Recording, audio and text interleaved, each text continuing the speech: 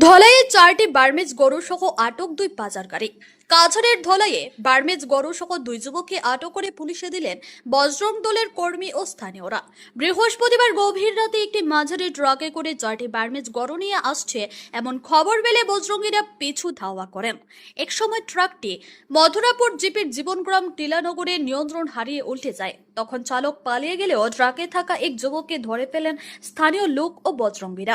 যুবকের নাম সুনীল কুমার রিকি আসাম, তার বাড়ি কাজুঢোর 2য় খণ্ডে।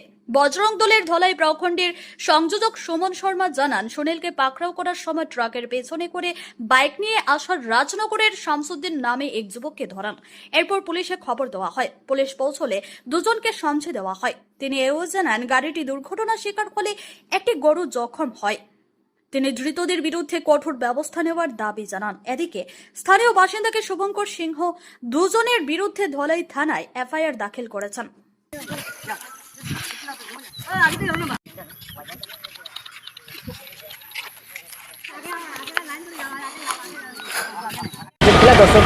কালকে রাত্রে অনুমানিক 3:30 ঘটিকার সময় দ্রুতভাবে একটি অশোক ট্রাভেলার্স, যার অশোক ট্রাভেল যেটা গাড়ি ভিজুক যাকে বলা হয়, তো খুব দ্রুতভাবে গাড়িটা হয়তো মানুষের সিগন্যাল পেয়েছে, খুব স্পিড আওয়ার সময় টিলানগর জীবনগ্রাম জিপির মধ্যে গাড়িটা গরু সহ অ্যাক্সিডেন্ট করে।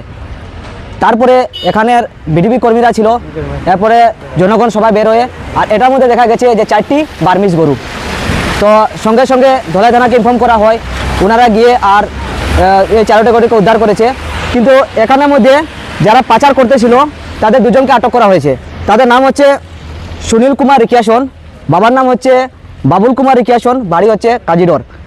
এবং আরেকজনের নাম হচ্ছে যে গাড়িটিকে ছাড়াবার জন্য এসেছিল, তার নাম হচ্ছে শামসুদ্দিন উদ্দিন লস্কর, বাবার নাম হচ্ছে আমিরুদ্দিন লস্কর, বাড়ি হচ্ছে রাজনগর পিএস ধলাই। তো এটার মধ্যে আমরা জানতে পারি যে বিগত কয়েকদিন ধরে এরকম কাজ চলছে, অনেক জায়গায় গরু চুরি হচ্ছে। তো আমি প্রশাসনকে অনুরোধ করব যাতে এটা করার একটা নির্দেশ নেওয়া। অনেক দিন থেকে আমরা আর দেখতে পাচ্ছি যে আমাদের ধরনের যেভাবে এরকম ঘটনা ঘটছে। তো আমাদেরকে ওসি স্যারে আর কথা দিয়েছে যে কেসটি রেজিস্টার করবে। বর্তমানে একটি এফআইআর আমরা আর সবাই মিলে আর বিডিবি কর্মীরা মিলে এই এফআইআরটা দেওয়া হয়েছে। তো অত্যন্ত ধন্যবাদ এখানের বিডিবি কর্মীরাকে, যেভাবে ওনারা কাজ করেছেন এবং আমাদের জনতারা যেখানে এখানে এসেছিলেন ওনারা সবাই সাহায্য করেছেন। এবং 4টি গরুর মধ্যে অনেক জখম হয়েছে, যেটা নিজেকে খারাপ লাগছে দেখে। তো এর একটি কড়াভাবে নির্দেশ নেওয়া যাতে এই ধরনের ঘটনা যাতে বন্ধ হয়। আর আমরা প্রশাসনের কাছে আর এটা আমরা দাবি করব যাতে এর মূল নিয়ে একটা শাস্তি হোক, যাতে এই ধরনের